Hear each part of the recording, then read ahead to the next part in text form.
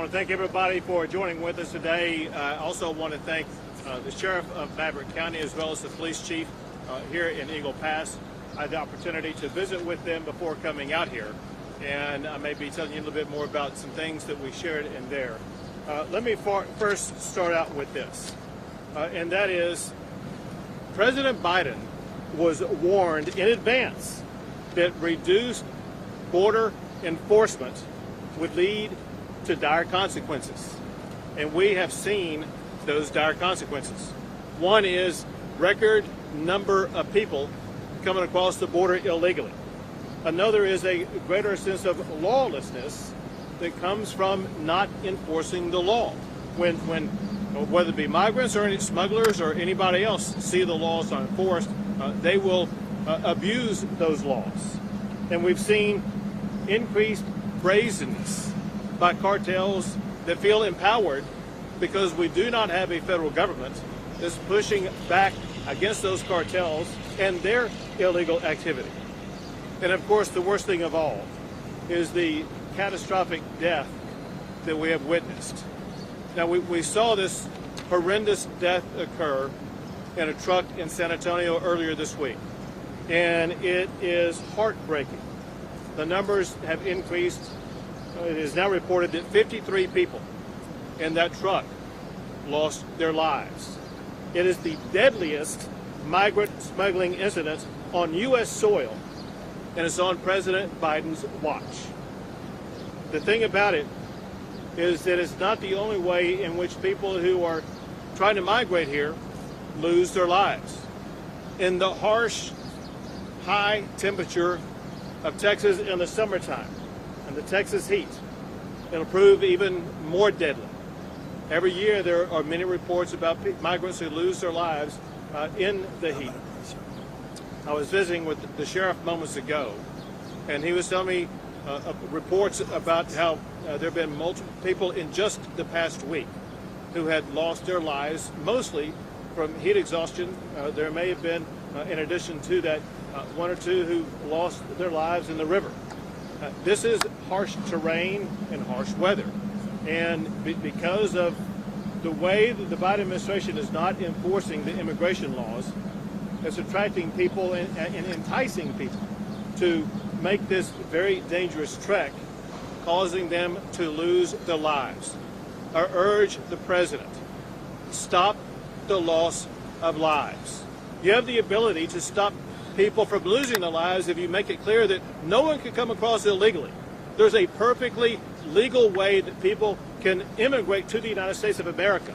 It's that legal pathway, Mr. President, that you must insist upon, and if you do that, you will have a role in reducing the loss of life. Now, going back, many of these deaths could be prevented if Biden simply fully funded the Border Patrol operation of the United States of America and implemented the policies that the Border Patrol needs in order to do their real job. And the real job is not the paper processing work that they've been assigned to do.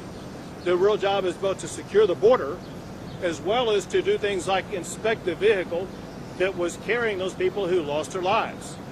As you all surely know, the truck passed through a border point checkpoint. It was not inspected.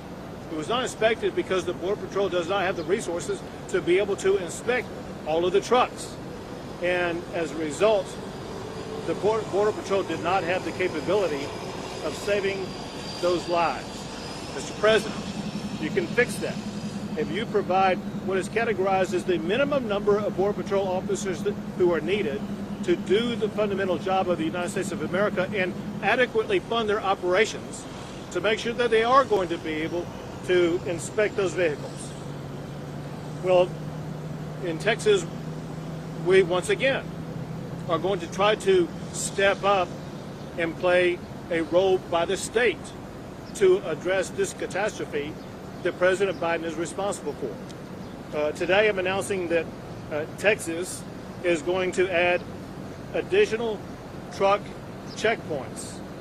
DPS will create and implement a checkpoint strategy beginning immediately where they will begin targeting trucks like the one that was used where these people perished to make sure that we will have a better capability of perhaps stopping future trucks like that, as well as stopping the smugglers and the cartel members who are trying to profiteer off of it. Now, we're in Eagle Pass today for a reason. Eagle Pass is part of the Del Rio sector, and the Del Rio sector has seen the largest number of illegal crossings in the past week. There was a time when most of the illegal crossings would take place in the Rio Grande Valley, and that's no longer true.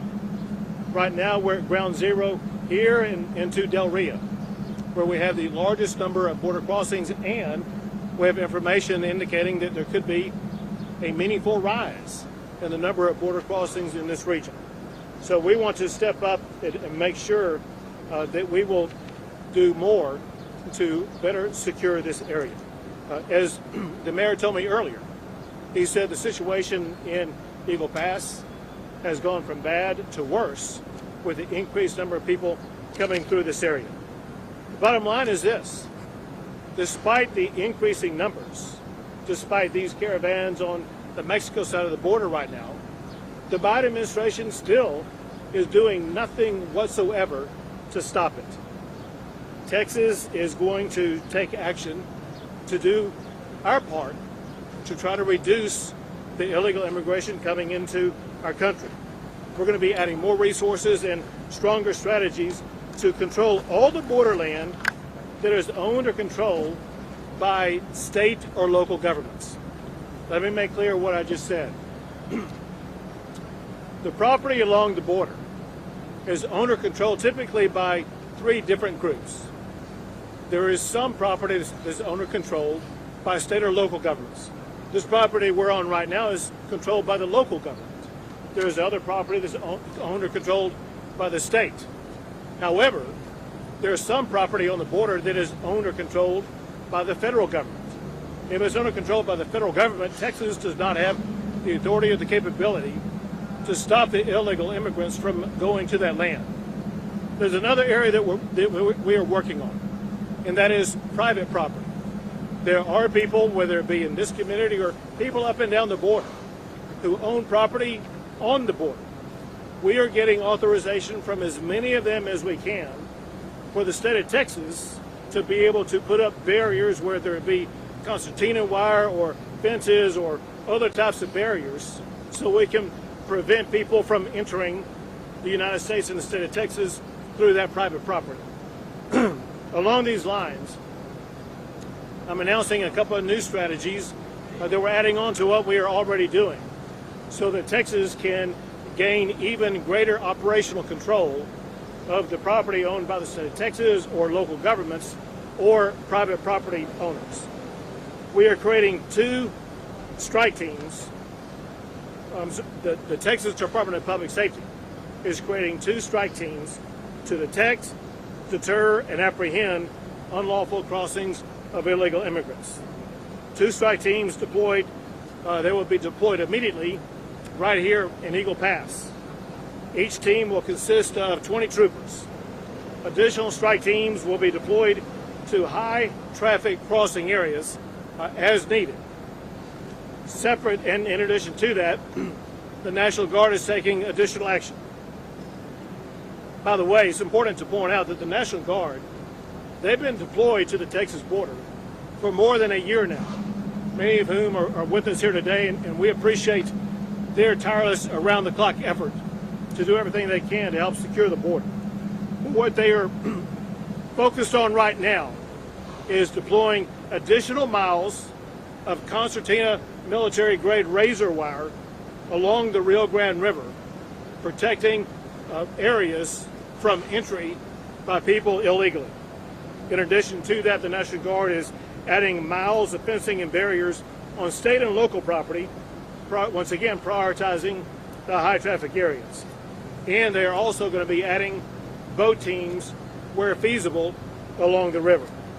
One thing that they have been involved in and been very aggressive about already, they have numbered more than 22,000 turnbacks of people who were trying to come across the border do they turn back. That is an essential role of what the National Guard is helping us to achieve.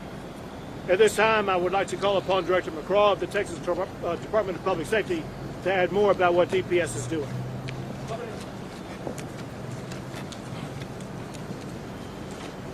Thank you, Governor. The Governor noted Del Rio sector for the first time over a decade, and for the first time ever, is the central point for human smuggling for the nation in relation to border control. The Del Rio sector, he mentioned, is where we operate in right now. This is what Maverick County is. It's the reason why he's having a press conference today after visiting with local officials, seeing what their needs are. And clearly, there is, this unmitigated flow of people into this area. He's tasked, and we're doing right now, he pointed out, 2 trooper strike teams are already arriving in Maverick County. It will be supplemented by another 3 next week, and if we have to bring another 5, we will. That number brings up to 200 already over the resources we have dedicated to it. In addition, he talked about commercial vehicle enforcement strike teams. That's our troopers that have authority to work commercial vehicle traffic, that are trained in it and have the expertise, along with civilian inspectors, along these smuggling corridors.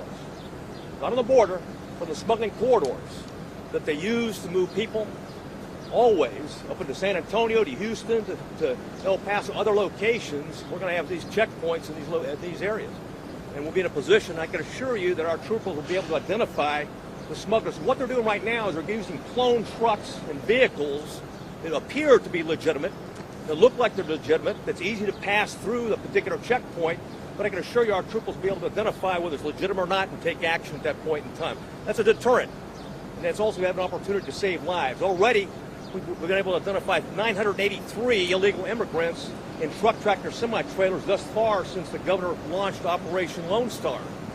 Additionally, after talking to the chief and the sheriff, we're going to deploy strike teams of DPS special agents to conduct surveillance and look for these cloned vehicles, stolen vehicles that are staged along the highways used to smuggle people, further north, and also identify stash houses, which is very important to disrupting Mexican cartel operations. And though predominantly those stash houses are in urban areas that are contiguous with Mexico.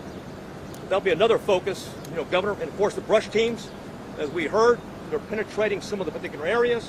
They're working with landowners, getting access, and we'll put into the elite brush teams that we have. There's the National Guard and our troopers that are trained in special response tactics, and our special operation group as well.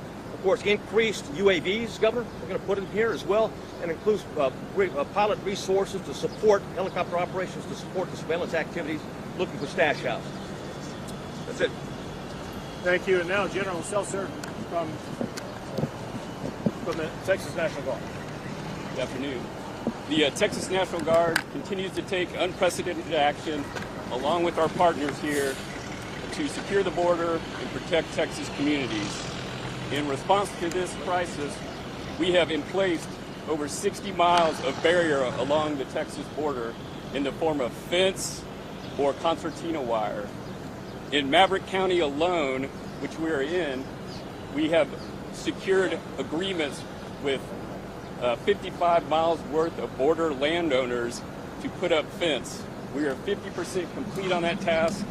We have also put over 8 linear miles of concertina wire, much of which you can see here, along the border in Maverick County.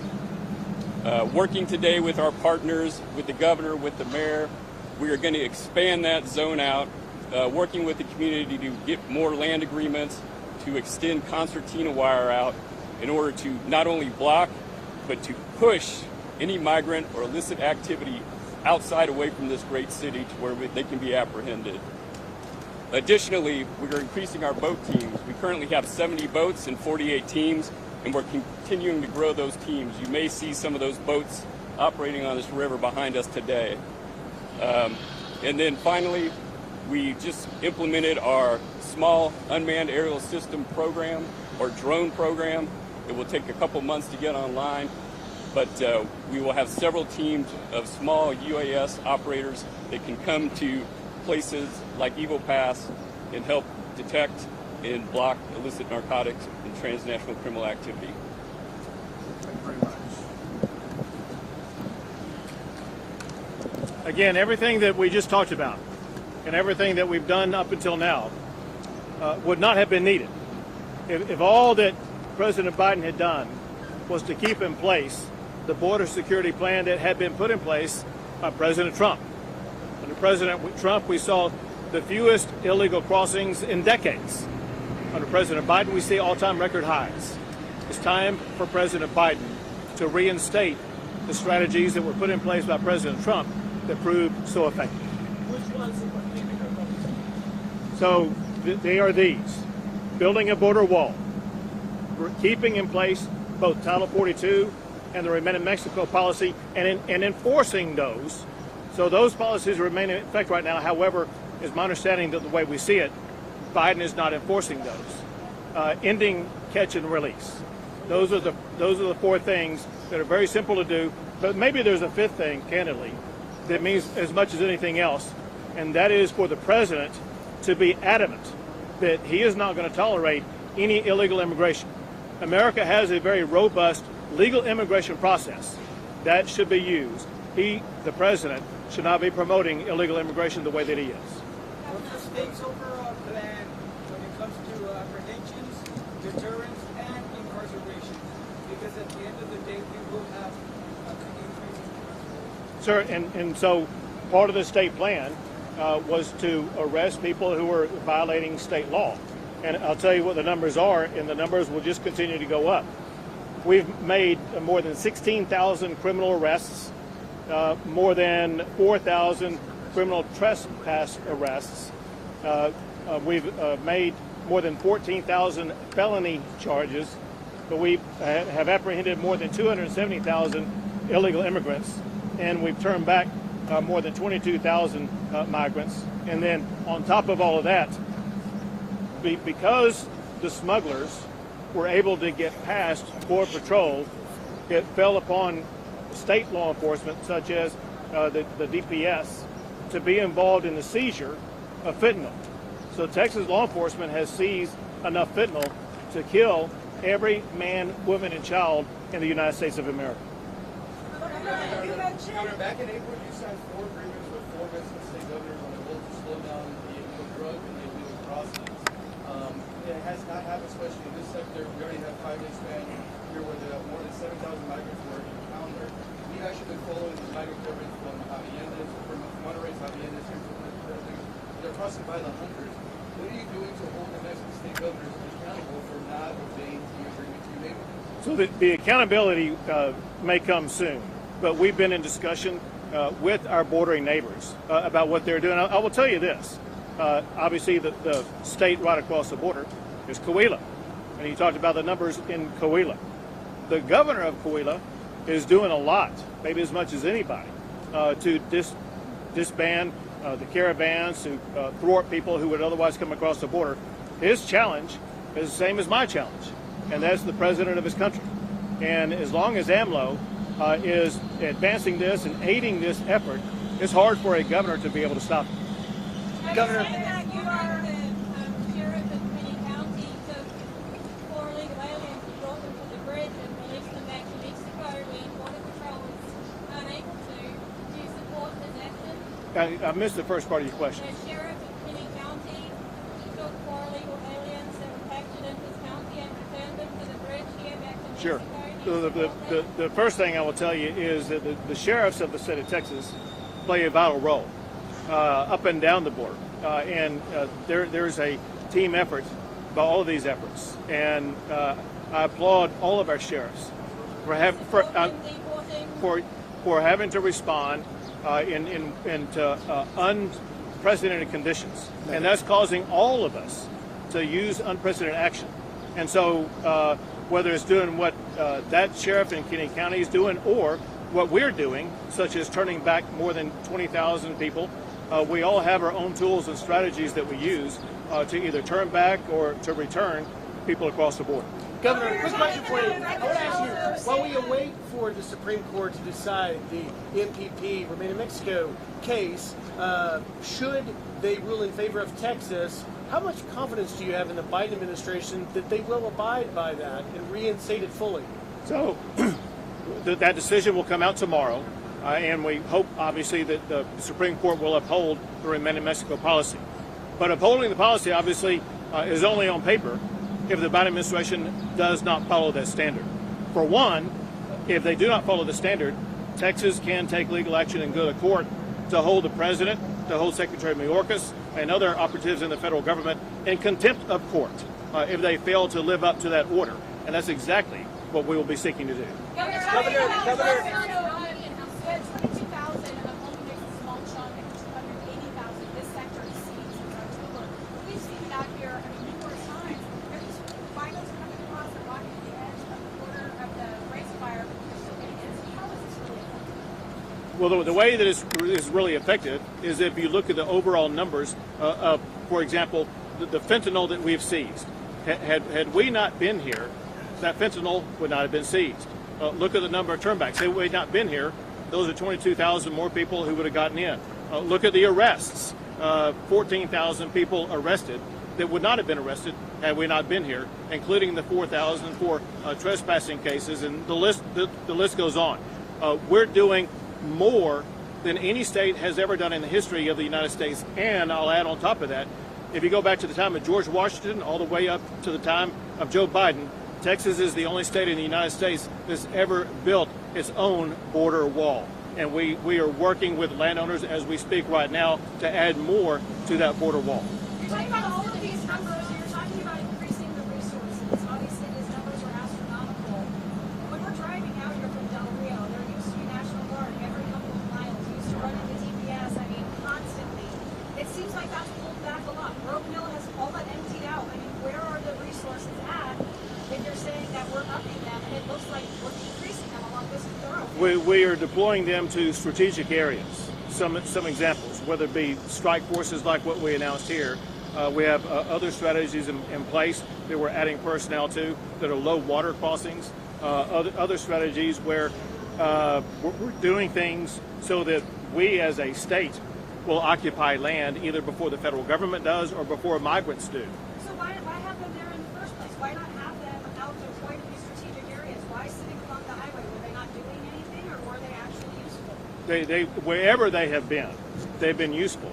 It's just that, as you all have observed and reported, the facts are changing on the ground minute by minute. And what law enforcement and the military has to do is change their tactics on the ground minute by minute to deal with what's changing. Two more questions. You mentioned that you guys are going to have more inspections on these 18 hooters. Tragedy already had an incident here in San Antonio. Where should we expect these additional inspections and a message for the families that were affected in this tragedy? Well, obviously, our prayers are with the families who were affected by this tragedy. It's heart-wrenching. And it's even worse when you hear about some of the things that happened during the course of it. And we never want to see that happen again. And so Joe Biden may not be stepping up to make sure it doesn't happen again, but Texas is going to step up and do our part to try to make sure it doesn't happen again. Where specifically we will be doing that, we're not going to say publicly, and let me tell you why. If we say publicly what's going to happen, it will cause the cartels to move their actions elsewhere. Our job is to surprise the cartels and the smugglers, not to tell them in advance where we will be. Governor, you're meant to stop a lot of this immigration. Will you do any humanitarian efforts from the state? You don't want to, give it away ahead of time, but you did say you're going to build municipal checkpoints, right? Along with that, where's the extra staff? So I'll let Director McCraw answer that. We'll do a couple things. We're going to use some of the commercial vehicle enforcement resources we already have working the bridges to move further out. So we have an opportunity to target those truck tractors, semi-trailers that are picking up people at stash houses and moving further on. Moreover, we're bringing commercial vehicle enforcement strike teams from around the state. So we'll be coming from outside our South Texas and West Texas regions to augment current operations. Great, thank you guys so much. Governor, yesterday I sat next to the constable's office and your troopers while we waited for BP. They were so overwhelmed here. What's your thought on that? They were there for at least an hour.